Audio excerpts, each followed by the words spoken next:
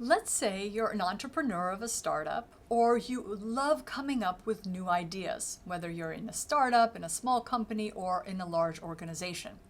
You can use the thinking styles to know and to understand when to use each thinking style to optimize the probability of putting your ideas into action. Now, here's the thinking styles map, and it actually looks at people who do things, people who study things, and people who think of new ways of doing things. Now, as a leader who's a future thinking, maybe a visionary, you love coming up with new ideas. That means you use the future thinking way of doing things. You love what's possible, you love solving things in new ways and ideating and inventing new ideas. Now notice the tension with what you need to do. This is the thinking style that's called present thinking that focuses on putting things into action, probability of getting things done, and creating a stable action plan. Now let's take Tim Cook and Steve Jobs as an example. Clearly, well, we argue that Steve Jobs was using the future thinking. This is him.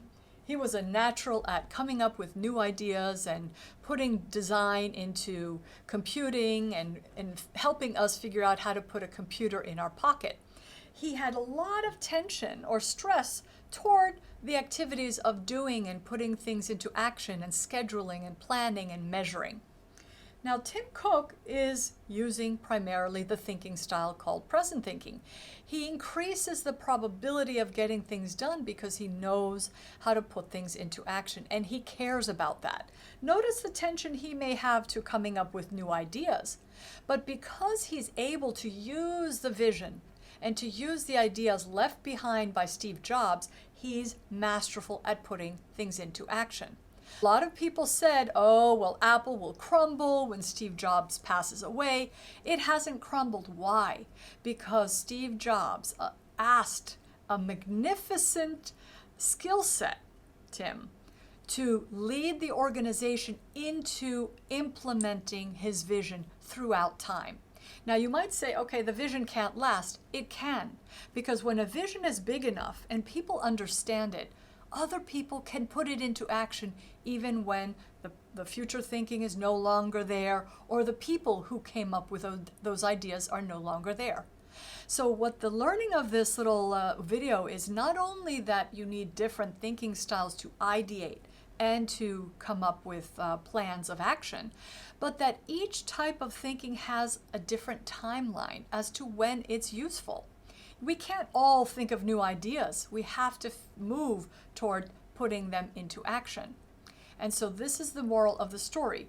If you're someone who leads new ideas or projects or companies, you have to figure out what your thinking style is. And if you're someone who uses a future thinking, either partner with someone who's good at putting the present thinking into action, or you take on the goal of putting on the present thinking hat, so to speak, and putting things into action with plans and organization and metrics and making sure things are stable so that your idea is put into place. If you want to learn more about thinking styles, go to leadersforgood.net. I'm also going to make another video about the wheel of collaboration and why it's so important for leaders to make sure that they go from the future thinking to the past, then to the present. So stay tuned for that.